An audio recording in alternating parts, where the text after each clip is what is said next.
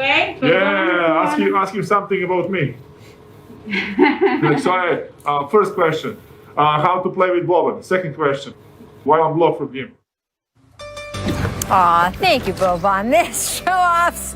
Mavs, Hornets, Luka all alone. Dunk it! Dutch wants a dunk, but he just lays it in. Rob, why? Why deny us? Well, you got to understand, he's trying to reserve his energy. He No. has to reserve his energy for MVP, man. He can't just show off every night. He can't show off, man. He got to just, You relax, can't dunk man. an uncontested layup. Come on, man. Come on, man. Because you know what? In the postseason, somebody's going to track that down and block it. Hey, but look at the landing. He's You got know, a little gimpy. Look, on the they're landing there. disappointed. They wanted the windmill. Yeah, but you know that Rick Carlisle's out there going, that's very sensible. Yeah, that's what all the coaches went through. That's what Larry Brown. That's what Larry Brown wanted. I respect him because look at the score. You don't want to show out. That's You're not respecting true. the score. That's the tone. Big resourcefulness. Next, check out this nifty tip pass. Chioza. So we found a comp, Richard, Oh yes. with Jason Kidd Watch this pass diming by you Jay up, Kidd. 2003. Woo! Speaking of Lucius Harris, there's my guy. You wasn't gonna get that pass, All right, Lucius. so which was the better Nets combo pass at Madison Well, Square let me Garden? say this: the pass was better by specific Jason question. Kidd. The player that caught the pass was better. I mean, Kevin Durant. he didn't need you on a national television show to say that. You saw which one? Who was the better player there? The better. See, that's a great by Chioza because look at that. That's nice. Yeah. I give him that. Let's look at that. You I think it can't was a beat that. mistake, though. But Jason Kidd would hook Jason you up Kidd. every day. Yeah. Well, had let's put it 2 this games way. with him. Love Jason Yeah, Kidd. he's got the second most assists in NBA history and the most to me in his individual career. Just Richard saying. Jefferson history. Gotta have it. Gotta tell my kids. Miscommunication, Bucks Pistons. Giannis gets it on the wing. Oh, why would you The run him paint off? just Oh. opens up. I believe that would qualify as a defensive breakdown, Robert. Yeah, that's posterizing. Guys like, that's James Harden. I mean, that's defense that nobody wants to play. They're just trying to get on the other end, shoot some threes right there. You got to play some type of defense. No, but come on. Let's not Nobody talk wants about, to get let's not posterized. talk about those four. Let's talk about Blake. Blake, what are you doing running Giannis off the line? I know it. Stop. Come on. He took off where he was about to shoot from. Wait, what? Come on. It's like, all right, you're moving, I'm going for it. Yeah, Blake can't look at the other four As a guys coach, like, what are you gotta call a doing? timeout, and I'm yelling at everybody. on that Everybody. team. What would Pop have done? Pop would have taken Pop all took everybody five out. Five of y'all go in the locker room and All take a y'all shower. out. Big elevation, airplane mode activated. Derek Jones Jr. getting up for 2 huge slams against the Kings. Richard, is he the bounciest player in the league? Ooh, look, when you win dunk contests and your nickname is airplane mode, look, he's looking down in the rim. Yeah, I would say he's up there. I don't want to give him number 1, but he's definitely top 2. Yeah, he's top 3. I'll give him top 3. Yeah, he's top 2 and he ain't number 2. Let's It's just say it that dunk way. contestants probably say, hey, I still got hops. Yeah, shout out my guy Aaron Gordon. I was going to say a controversial dunk contest Yes. winner. So, there you go. Yeah. And Zach LaVine. Look at that from half court, too. All right, guys. Lakers ending up beating the Thunder by 29 points. Let's have a little chat about that. 6 Lakers scoring double digits. Now, after the game, LeBron asked about the Harden and Nets trade, and here is what he said. I don't really have too much of a reaction. Obviously trades and things happen every year. And, for me, my main focus on what we do here and how we continue to get better. And that was the case today. The trades happened today, and I couldn't allow myself to kind of indulge in that, knowing that we had a team that we had to play tonight. So my main focus today was on the Thunder. Well, LeBron doesn't want to look ahead, but we sure as hell do. Richard, which team is better on paper? On paper, obviously, the Nets or the Lakers? Oh, the Lakers, you don't disrespect the champion.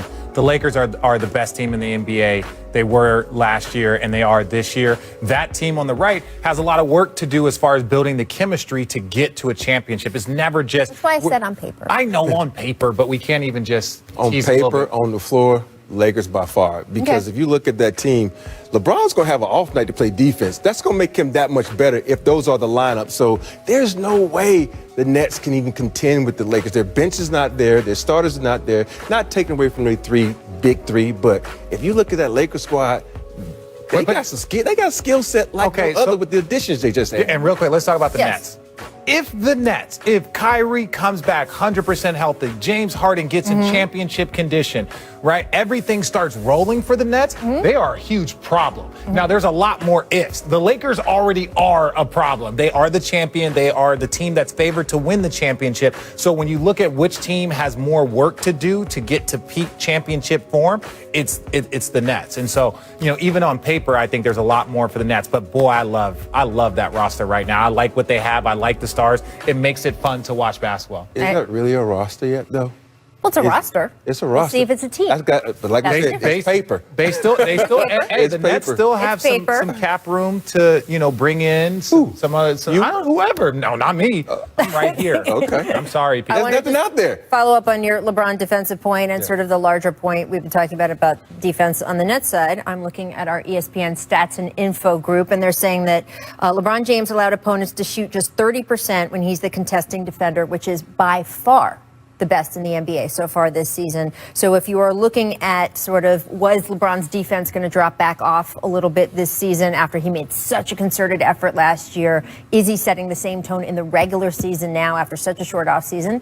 Numerically, the answer so far is yes. So we'll have to see in the hypothetical finals between those two teams. Numerically, he wasn't guarding KD, James Harden, and Kyrie on one possession. That's why he has KCP, AD, Tell and him. other guys. So you don't gonna have be to fun. play. Yeah. Up next, we will welcome in longtime Rockets reporter, are, quote, very excited to return to the team after his mysterious absence. But honestly, none of that addresses what is going to be the real issue going forward. Is Kyrie going to be okay with essentially being the third option in Brooklyn behind two former MVPs? We know part of why Kyrie asked out of Cleveland was because he didn't want to continue shaping either his game or his standing on the team around LeBron anymore. We know there were issues coexisting with teammates in Boston. We know that in other recent big threes, guys like Kevin Love, Chris Bosh have had some trouble adjusting to that third role. And these two guys, well, they're at least notoriously mellow. At least Kyrie plays a different position. He will have the ball in his hands more. Maybe Ray Allen and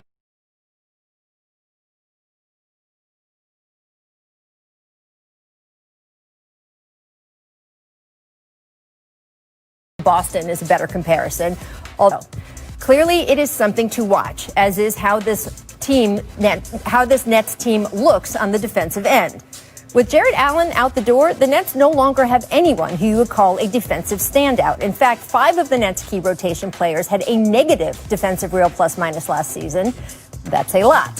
Still, all Brooklyn really needs is a functional level of team defense, something KD and Kyrie, and yes, at times, yes, even James, have shown to be capable of. So if they want to play hard on that end, they can.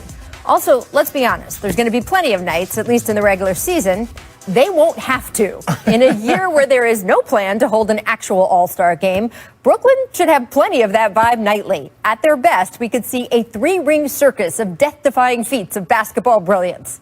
Will it be enough to threaten the defending champion Lakers at the very top of the NBA pyramid? We'll have to see. Will it be enough to cause an arms race in the East with the Bucks, Sixers, Heat, or Celtics now trying to pull off their own big trades? We will see. Will it be and playing well? The difference between this three and let's say the big three that Golden State had with Kevin Durant, those guys were all ball movers and shooters, right? Klay Thompson was moving off screens. Klay was moving off screen. The three of these guys are all ball handlers. I'm still looking at this team like, who's going to take over? Because when you look at James Harden, he gets his rhythm by playing with the Rock. KD playing with the Rock. Kyrie playing with the Rock. So that is going to be trouble because they're not shooters like Steph and Klay who can come out and shoot the ball. So this big three is a little bit worrisome for me because they all playing with the Rock. And now, who's going to play defense? Who's going to come off the bench? They gave away a lot to get this guy. And now they have nothing because at the end of the day, you need what people like to call the others, the bench, to step up. They have no bench. They have nobody to step up. So I'm looking at the 3 J's, Jeff, Jordan, and other guy, the shooter, to come off. Joe Harris. Joe Harris, to shoot the ball and play. They gotta step up. And we know Jordan is old. We don't know how he's gonna step up. So, I know how it is when you get up in the age and still trying to compete. Yeah, we both do. But the crazy thing is, too, is when you look at it, obviously there's questions about Kyrie, what his situation is. And then James Harden is obviously not in the championship shape that he has been the last few years. And when Maybe that gets fixed over the course of the season. But this is my thing. Like, look at this picture here. This was James Harden going into the bubble. People were talking about how amazing shape he was. Now he overjumped this shape and went to the next position. So he went from super skinny to and This he is did him now. Yeah, and he did this in about a 3-month span. So that some of that is probably unhappy and he's not wanting to be there. And we're just not going to allude to other things. But to win a championship, and we're talking about winning championships, you got to be. Body shaming on this show, Richard. It's not body shape. I'm saying he's unhappy. He's unhappy. I think come on. Fine. You look at his body and you look at Same thing with Jokic last year. Jokic wasn't in great shape. He got in great shape. They went to a conference final. Okay, so you guys have both been in versions of this kind of situation. You played on a team, right, with Vince Carter, with Jay Kidd. Robert, I can name several teams that you played in, several locker rooms with big personalities, big, huge stars. How does it sort itself out? How does that work over the course of a season? You have to have someone that's not one of the big three who's willing to step up and say, hey, guys, it ain't about you three. It's about us as a team. I want to win a championship just as bad as you guys. Just because you're making the most money, you're getting the most notoriety, I'm still on this team. I'm looking at Jeff Green to be that guy. He's a voice of reason. People forget he's played with KD before when KD first came into the league. So he might have his ear. So he can talk to these guys and say, hey, listen, it ain't about you. Let's work this thing out and play together as a team and win a championship, because that is the goal, to cement our name in history. Yeah. And the last thing I'll say is this. Look, now KD's won some championships, right? Kyrie's won a championship. James Harden is the one that hasn't, right? So I know that these guys are motivated, but there's a different type of motivation when you're searching for something that you haven't found yet, right? And it's like, look, they've won all the awards. Kyrie's won